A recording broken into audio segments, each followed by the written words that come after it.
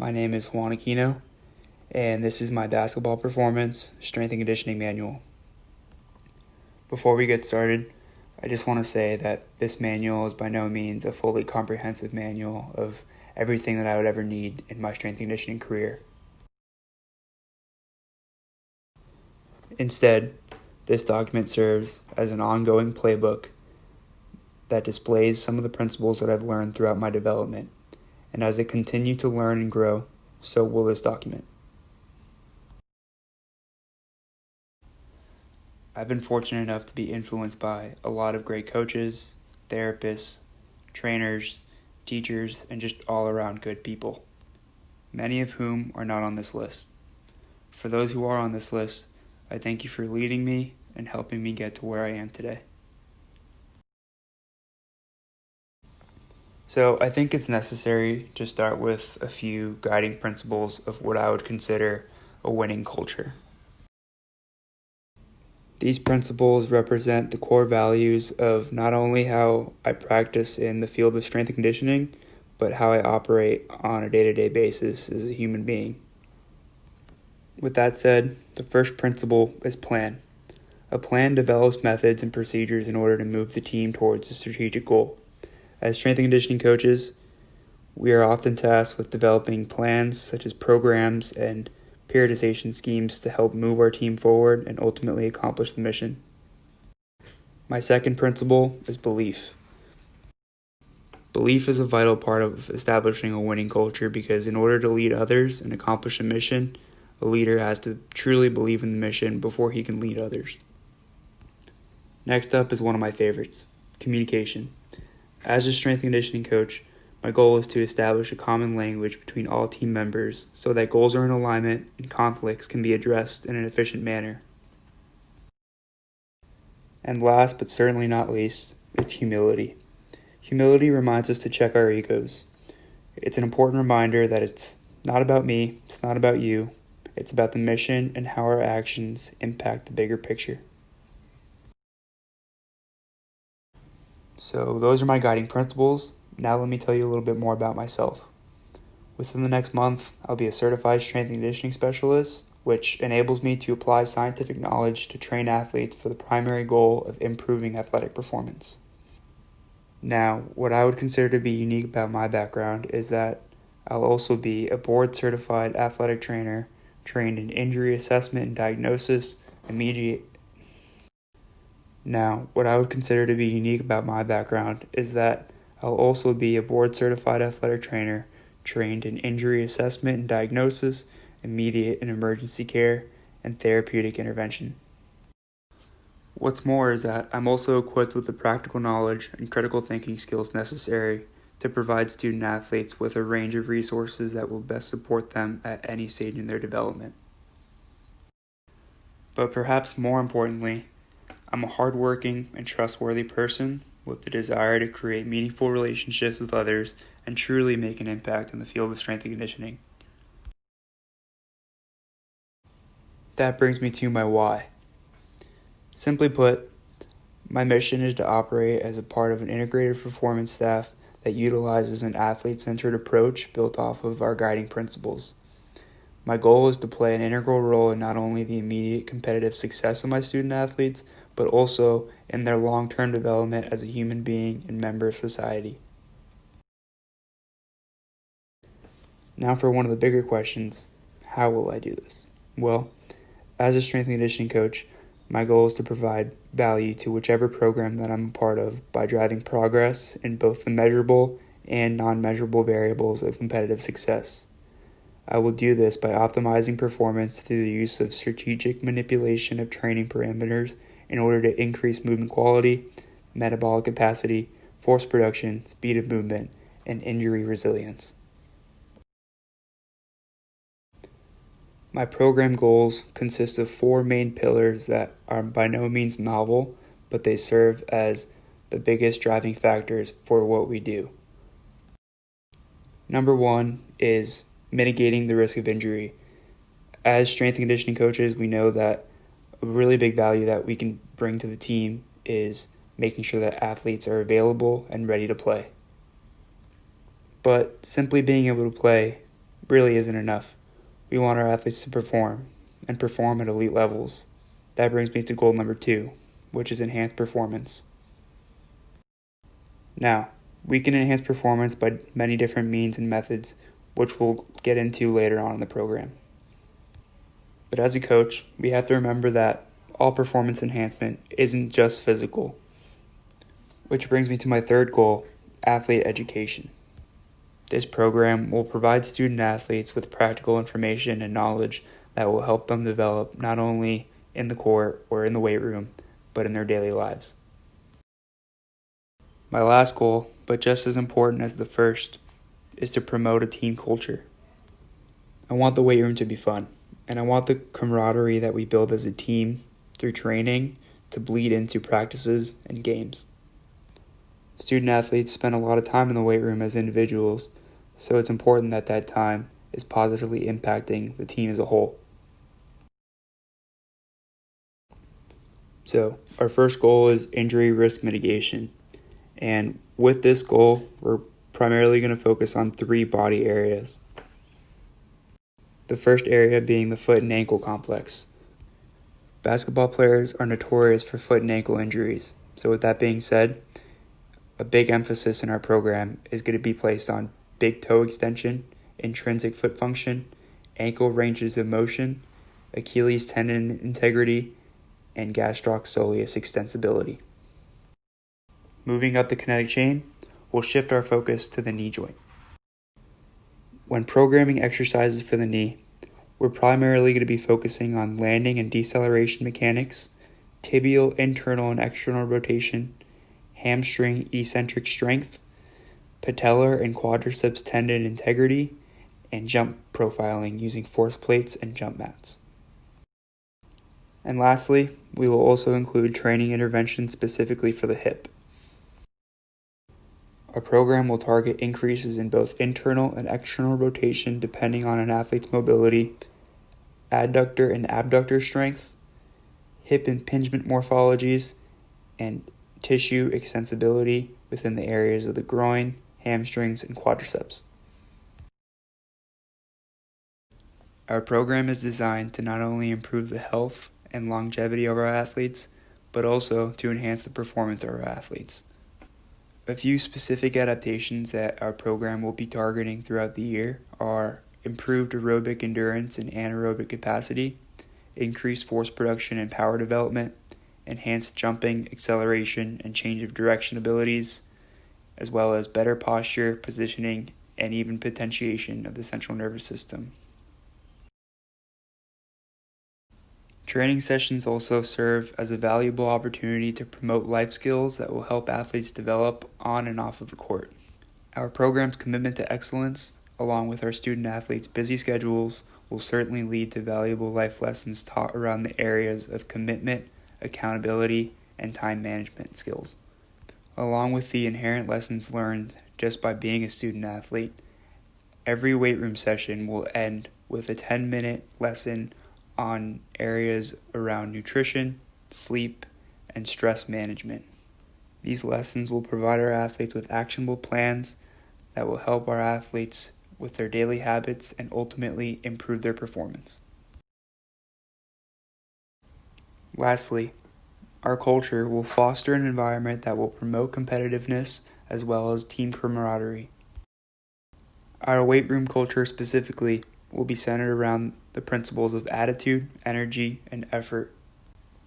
Attitude is defined as the willingness to learn and to take constructive feedback, whereas energy is a consistent support for one another.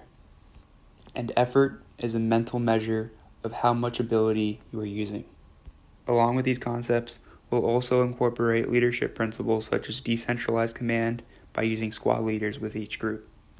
To promote competitiveness in the weight room and increase rapport, we'll use team-based games such as agility and change of direction drills with a partner, but we'll also allow for some room for autonomy.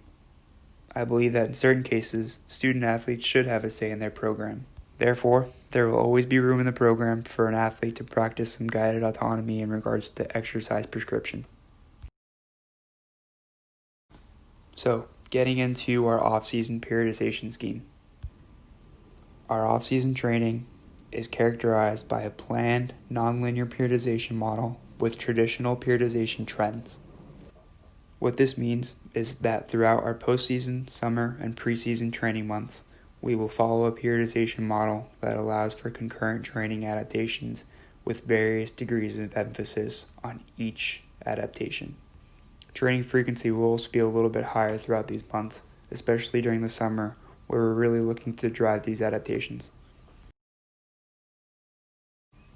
Our in-season programming will still follow a nonlinear periodization model, but the biggest difference between in-season and off-season is that the in-season will be relatively unplanned. The program will still have a high degree of structure, but it'll be auto-regulated based off of short-term in-season goals rather than long-term adaptations to training.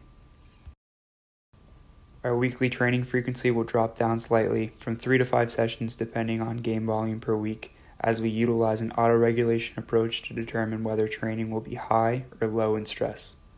This reactive model will allow for increased recovery between games, especially leading into conference play.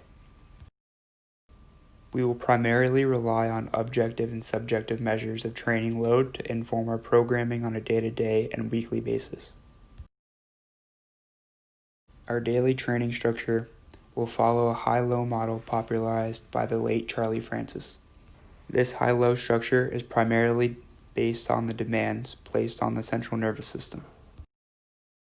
On high days, our training will have an emphasis on movements that place a high degree of stress on the central nervous system, such as jumps, plyometrics, acceleration and agility work, and lower body strength movements.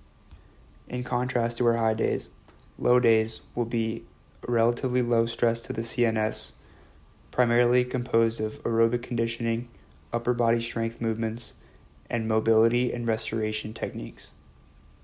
Another important note is that sports skill, such as practices and games, is of primary concern. Nothing's more important than the game itself. So there's actually 2 variations of a high day that can be programmed into our high-low structure. With programming, I like to say that the devil is in the doses. So within the high day, we have both an adaptation dose and a potentiation dose. The adaptation dose is primarily meant for non-game days where there's going to be a tissue morphology emphasis utilizing higher relative loads and slower velocities. Within these sessions, athletes will perform 3 to 5 sets of 3 to 5 reps for most compound lifts depending on the desired adaptation. Another variation of a high day is what I would call a potentiation dose. These workouts are meant to be structured on game days. This type of training places a high emphasis on nervous system stimulation utilizing lower relative loads at higher velocities. During these sessions, athletes will likely perform 3 to 8 sets of 3 to 10 reps depending on the desired adaptation. Our low days will be shorter and less intense. This is what I would consider to be a restoration dose. These workouts will place a higher emphasis on aerobic conditioning, muscle hypertrophy, tissue integrity, movement competency and motor control, and structural balance. Athletes will be utilizing lower relative loads with variable velocities and tempos, resulting in lower stress on the musculoskeletal system and the central nervous system. Moving on to the training menus. So, the first training menu we're going to look at is aerobic conditioning. Now, within aerobic conditioning, we can focus on 3 primary goals, which are endurance, stamina, and economy. Each training cycle will start with a fitness test, and that fitness test will determine where an athlete will be training through the remainder of the cycle. It's important that athletes build a base of aerobic endurance before they move on to training stamina and economy. Endurance can be developed at heart rates of less than 75% of an athlete's max heart rate using long, slow distances to develop a foundation of endurance from which to build specific capacities in the later phases of preparation. Stamina, on the other hand, is the ability to produce repeated high-intensity efforts throughout the duration of a game. This characteristic can be built using steady-state workouts tailored to the specific duration of an athlete's sport. For example, 40 minutes for a basketball player. Once an athlete has built up endurance and stamina, they can move on to training economy. Economy describes the efficiency with which an athlete is able to perform a certain task. Training to increase economy should utilize moderate to high intensities at a constant pace, working within 85 to 95% of max heart rate. This style of training will result in an increased amount of oxygen uptake, thereby allowing an athlete to maintain their level of intensity throughout the game. This leads us to our training menu for lower body strength. Our core lifts for the lower body will be a squat, a lunge, and a hinge. These variations can be progressed depending on an athlete's competence and confidence with these movements, and variations will be rotated throughout the program. Other menu items include things like isometrics and accessory exercises like leg extensions and calf raises. A balanced ratio between core lifts and isometrics and accessory movements will ensure a healthy and high-performing athlete. Moving on to our training menu for upper body strength. So really nothing new here. We're going to have a horizontal push, vertical push, and both a horizontal and vertical pull. As mentioned previously, a lot of our upper body training is going to be targeting muscle hypertrophy. So it's also important that we're including elbow flexion and extension exercises such as bicep curls and tricep extensions. For shoulder health and postural integrity, the program also includes rotator cuff work, IYT variations, crawl variations, and various exercises centered around carries, hangs, and grip strength. Given the fact that most basketball players are rarely exposed to high-speed running, our training menu for sprinting work is primarily focused around acceleration. Acceleration qualities can be trained in several ways, but I like to follow a simple progression that starts with ball drills, where an athlete can focus on posture and positioning, followed by prowler variations, where an athlete can focus on lower limb strength, power, and speed, where they would then move on to the sled, where they can integrate the upper body and upper limb mechanics by using a march, bound, or sprint variation. And lastly, med ball exercises such as throws for height or for distance, counter movement jumps, or throws to linear accelerations can be used to develop a powerful first step. Now, I think it's important to consider the fact that the game of basketball itself already provides a high training stimulus for plyometrics. Therefore, plyometric exercise prescription is going to depend on the time in the season, as well as the desired adaptations and mechanical and neurological demands placed on the athlete. In general, we'll follow an extensive to an intensive progression utilizing both short coupling and long coupling plyometric exercises. In the beginning of a training cycle, an athlete will start with shorter ground contact times with an ankle and foot dominant jump, such as pogo hops or jump rope. From there, they'll progress to an even shorter ground contact time with a high degree of stiffness, such as a depth jump. And in the final weeks, they'll progress to long coupling plyometric exercises where they'll be exposed to longer ground contact times and higher hip and knee forces. These exercises will include things like hurdle hops, consecutive broad jumps, counter movement jumps, and box jumps for height. Our agility and change of direction training menu will be twofold. Training sessions will typically alternate between a linear and lateral emphasis. And again, the game of basketball is a highly concentric sport, so it is really important that our athletes are able to not only produce force, but absorb force in that deceleration phase. And because sports are played in an oftentimes unpredictable and chaotic environment, athletes need to be able to accelerate and decelerate reactively and in multiple directions. So our last training menu is all about mobility and recovery. We plan to implement the dynamic warm-up movement assessment as our living movement screen that helps us screen athletes for aberrant movement patterns in real time without having to sacrifice any time in the weight room. Another method that we'll use to improve mobility is functional range conditioning, which is essentially a training system that loads joints at end ranges of motion to increase mobility and improve joint capacity. Now, as far as recovery goes, sleep and nutrition are the absolute most important methods used to recover from intense training and aid in athletic performance.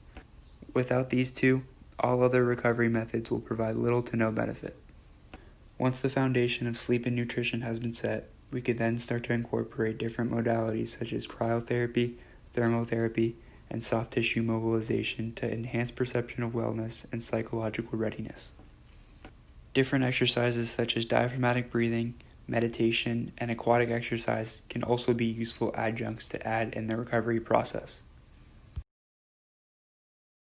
So, putting it all together into our high day template here, this is what a typical high day would look like. You can see we start with our dynamic warm-up movement assessment, as well as some general muscle activation and movement prep exercises. From there, we'll move on to acceleration and agility, either performing an A or B series that focuses primarily on either linear or lateral change of direction and acceleration. From there, we'll move into our jump and plyometric exercises, utilizing either an A or B series depending on the direction of force that we're targeting that day, whether it's vertical or linear. As I mentioned earlier, we'll progress from an extensive, which is high volume, moderate effort, to intensive, which is lower volume, high effort, to plyometric exercise, which is very elastic and high stress in nature. And finally, we'll get into our lower body strength work. As you can see, we start with a squat pattern, but the exercise that we start with will typically vary depending on the cycle. So one cycle we might start with a squat and just ride that through the entire cycle, and then the next cycle we'll start with a lunge, and then the next one we'll start with a hinge. As you can see, each core lift is partnered with some sort of lower body isometric or accessory exercise. So the way it would work is that there's 3 guys at one rack, one person squatting, one person's doing an accessory, and one person is spotting whoever is performing the lift. Again, the sets and reps depend on whether it's an adaptation dose or a potentiation dose for that day. And the specific accessories programmed will depend on what the desired adaptation is, whether it's tissue integrity, analgesic effects of isometrics, mobility, or core stability exercises. And then this is what a typical low day would look like. So we'll still start with our dynamic warm-up and our movement prep series, but instead of acceleration, agility, and plyometric work, we'll be focusing on aerobic conditioning for our low days. Now, the specific type of training that the athlete will be doing for their aerobic conditioning depends on the stage that they're at within their energy system development. So we'll rely on our fitness tests to tell us whether an athlete needs to train endurance, stamina, or economy for their 6-week cycle. Now, ideally, their upper body strength work will be done separately from their aerobic conditioning, whether it's done before the conditioning work or separated by a number of hours within the same day, as long as the conditioning isn't done immediately before the upper body strength exercises, will be okay. So as I mentioned earlier, our upper body training session is going to primarily focus on a horizontal or vertical push variation, a horizontal or vertical pull variation, and both elbow flexion and elbow extension movements. Now, in between these core lifts, we'll also include several different exercises focusing on postural integrity and shoulder and scapular health. So as you can see, we have different sorts of crawl patterns, carries, hangs, and grip strength exercises, as well as shoulder rotator cuff work and T-spine and scapular retraction exercises. The low day would also be a time where we practice any sort of mindfulness or diaphragmatic breathing exercises at the end of our sessions. We'll reserve about 10 to 12 minutes for any sort of cool down exercises and restoration work. Now, the template that I just laid out assumes that an athlete is healthy and performing at a high level. But it's important to realize that no matter how much time we spend on injury prevention protocols and different monitoring techniques, injuries are going to happen in elite level sports, and it's important that we have a plan for when they do. This health and performance training continuum depicts my theoretical framework from which I plan to develop individualized return to play protocols. All the way on the left, close to the red, you'll see the athlete is not cleared to play and therefore they have no availability. These situations can be characterized by post-surgical athletes, long-term rehab athletes, or even athletes who are taking a redshirt year. Training indications will vary depending on the injury, but in general, our goals during this phase are to restore range of motion, build the base of strength, and build foundational movement patterns. Once graduated from this initial phase, an athlete might be cleared to play, perhaps even returning to their original minutes. But it's important to consider the residual deficits that might limit their performance once they get back on the court. This is the stage where an athlete might slip through the cracks and become an inconsistent performer due to chronic injury. As a performance staff, it's essential that we monitor load during this stage, as well as target those specific performance deficits such as speed, power, and technical skill to ultimately progress an athlete back to high-level performance. Once an athlete has progressed to their previous work capacity through proper training and rehabilitation, they can finally graduate to a status of full go, maximum availability. In this stage, the athlete will be able to exhibit peak performance potential, and they'll finally be able to be a consistently high performer that's able to play high minutes week after week.